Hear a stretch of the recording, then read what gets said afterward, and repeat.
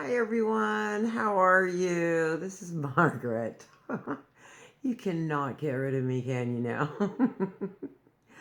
Anyway, I'm chronicling my suboxone journal here. I think it's important because when I wanted to get off suboxone, which was about 5 months ago, I've been off it now for 2 months, but it took me about 3 months of thinking about it before I was actually able to do it.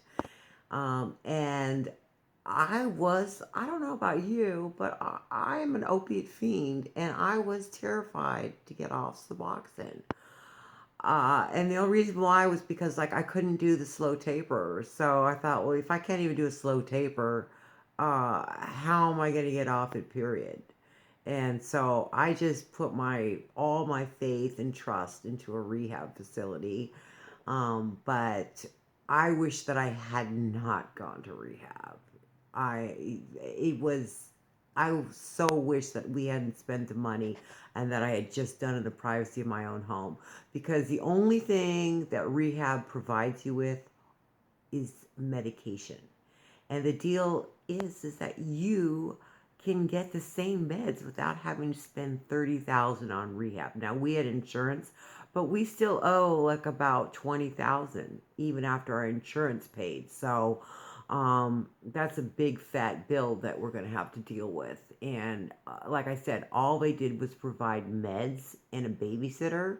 Well, I can get my husband to babysit me. If I ever had to get off the shit again, I would just make him babysit me, and I would make sure I had the proper meds. And so, because that is really key. Just going cold turkey, I think, is almost insurmountable. And that's probably why most people end up relapsing, is because it's just too painful. So you got to make sure that you have the Imodium for your stomach, you have the gabapentin for your restless leg, and a benzo. Now, benzos can be controversial. A lot of people are against them. They think you're just trading one addiction for another. I disagree because the doctors, they obviously know what they're doing. This is a rehab facility and they use benzos. And they knew that I used to be, years ago, I was a benzo addict. And they still prescribe me benzos because benzos, we're talking Valium, Xanax, are the only medication out there that is going to truly be able to assuage, I mean, calm down those initial, somewhat terrifying withdrawal symptoms. I mean, that creepy crawly feeling when it descended upon me, I thought, oh my God, what is this? Oh Lord, oh, I was scared out of my wits. I had no idea what was going on. And then they gave me some Xanax, and then all of a sudden I was like, okay, all right, I feel somewhat normal. So yeah, just take it for 7 to 10 days. Do not take it over that. After the acute withdrawals are over, you're still going to have some minimal withdrawals, but they're entirely, doable and manageable. You're going to feel still anxious. You're going to feel edgy. You're going to feel very, very restless, very stiff, though, at the same time. Exercise helps tremendously. The last thing you're going to want to do is exercise, but when you do it, you will feel discernibly better. So don't cheat yourself on exercise. Just make yourself do it, and you will feel better. And after you get over about the 21st day, most of your withdrawals should be over. Your sleep is still going to be a little out of whack. And now we go to round two. That is post acute withdrawal, which is now all the mental stuff. And this is where the depression comes into play. I got very, very depressed. They call it, what do they call it? Anhedonia. Yes, in medical jargon. And that means the inability to experience pleasure. And that is because we have been bludgeoning, literally bludgeoning our brain with feel good chemicals. And so now we have this totally depleted system here. And so it's only natural that we're going to be chemically depressed.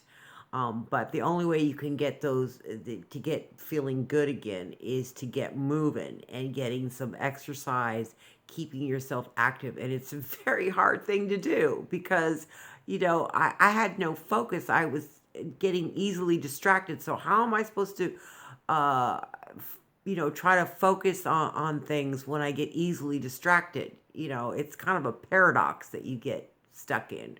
But it was temporary, and now I'm going. Like I said, I'm on day 63. The depression is it's still there, and the anxiety is still there, but it's getting better, and it does feel really good to not feel shame. And I'm not even a really very religious person, but I felt tremendous guilt and tremendous shame when I would relapse. And I would feel depressed for like, 3 or 4 days. And I don't want to feel that. It's not worth it. As one scientist put it, he said, Mother Nature never intended us to get this high. That Mother Nature is very parsimonious with its feel good chemicals. Parsimonious means stingy, in case you didn't know. I had to look it up too. But yeah, Mother Nature is very stingy with feel good chemicals.